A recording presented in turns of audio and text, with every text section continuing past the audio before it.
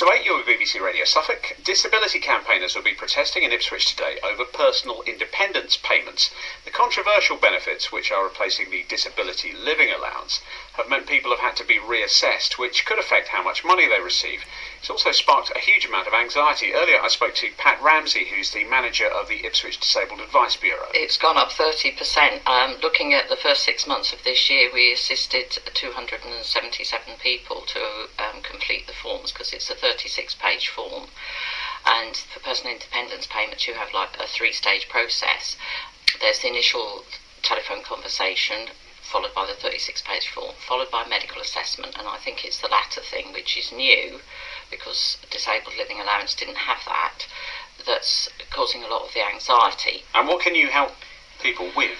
A lot of the reason for the increase is that people who had indefinite awards of disabled living allowance, some of which went back 25 years, are now having to be reassessed because they're having to be converted across to the new benefit. So they get a letter come to say that their disabled living allowance is ending, and if they want to claim PIPs, they have to do the initial telephone call. And they come to us for help with filling the form in. The length of the form is not that different, but if you haven't done one for a long time, you've forgotten bits about that. Yeah. And also the criteria has changed. Disabled living allowance came in the early 90s, and I think our perspective on disability was very different then, and how we could help people with disabilities was very different. A lot of the aids and adaptations, I mean, one volunteer who works with us mentioned how different having a shower is. You now have a wet room, so you can wheel a shower chair in, so you can be much more independent doing that. Whereas previously, you needed help because it was a shower tray and there's a step. Yeah. So there's been lots of small things, which I think we've forgotten possibly how different it is to what it was when that came out. And obviously, the personal independence payments looks at life as it is now, rather than life how it was then. But if you've had that huge gap, it's a big change. That's Pat Ramsey talking to me earlier. On the line now is Martin Tolley from Suffolk Disabled People Against Cuts. Good morning, Martin. Good morning, Mark. What's the problem with PIPs then, in your view? Well, at the moment, because of the changes and everything, people are, as the lady from the Disabled Advice Bureau said, they're anxious. But a report was released on Tuesday the 7th of June this year by Muscular Dystrophy UK. And they say that appointments have been cancelled at the last minute, lost applications, year-long delays. 2 in 5 respondents report being sent to an assessment centre that wasn't accessible for disabled people. And then you make it inside the building and the picture is really dire. Widespread reports of assessors employed by private firms, hired by the Department of Work and Pensions, who showed no respect for disabled people, or some didn't even understand the conditions that were being tested for. One man with muscular dystrophy pointed out that the word progressive means muscles don't come back. Basically, the whole system's in chaos. So is your protest more about the poor administration of this rather than the payments themselves? Well, it's about the private providers who are doing these so-called assessments. Because in Ipswich, Suffolk area, it's Atos who are doing the assessments. And basically, Atos used to have the contract for employment support allowance, and they completely messed that up. They quit the contract for it, and now the government, in their infinite stupidity, have now given them the contract for PIP. From the report I got last night, they've been awarded a further 2 years on that contract. So what do you want to see happen then? Well, we'd like to see it brought back in-house, where because in the old days it used to be retired doctors and consultants who used to do the assessments for disabled people down at the DWP, or Social Security officers, they used to be called back then. And basically used to be, your condition used to be married up to their speciality. And it worked well. And then they started putting it out to tender to private providers who've got no idea what they're doing. As I said, Atos, they got chased out of the contract for ESA.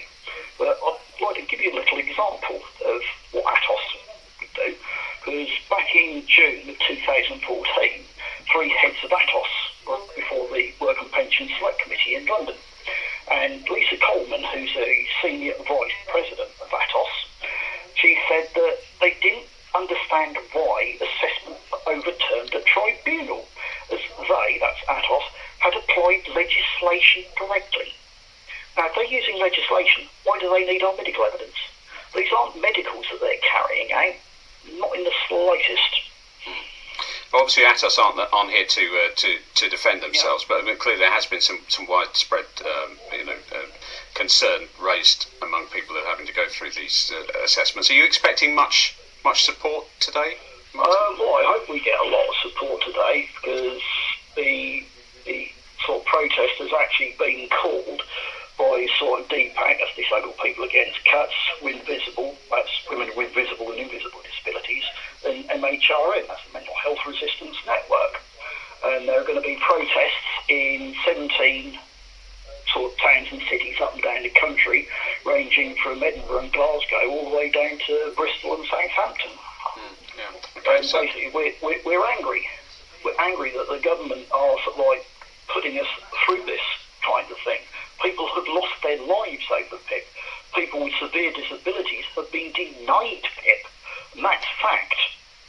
Do you take on board anything that Pat Ramsey said earlier on, saying, well, actually, this new system does assess how people are living now, rather than the old system, the disability living allowance, which was outdated? Do you think she's correct in those terms, even if you have concerns about whoever's administrating this? Well, yeah, okay, sort of things do change over time, but sort of the system needs to sort of evolve with sort of modern living and everything. But when it comes to support for disabled people, so it's been cut left, right, and centre. And if you sort of take sort of an example of somebody who applied for PIP, a guy called Tom Carter. He got bone cancer and consequently had his leg amputated. In 2014, he was awarded the enhanced mobility component of PIP. This entitled him to a mobility car. But then, in the following year, 2015, he was reassessed. And following the medical assessment, he lost PIP altogether. He was denied. Another lady, Denise Haddon, 33'8", she has no thigh bones, and basically she was denied PIP. She had to go through the appeal process and everything. Yeah, so we can't go through every example, Martin, but it's clearly the concern. The examples I was giving you. Yeah. And it's happening to many. Yeah. All right, Martin, thank you very much for joining us this morning. It's Martin Tolley from Suffolk Disabled People Against Cuts, who are demonstrating later on in Ipswich against the ongoing concerns over personal independence payments. It's almost 13 minutes to 8 now. You're with BBC Radio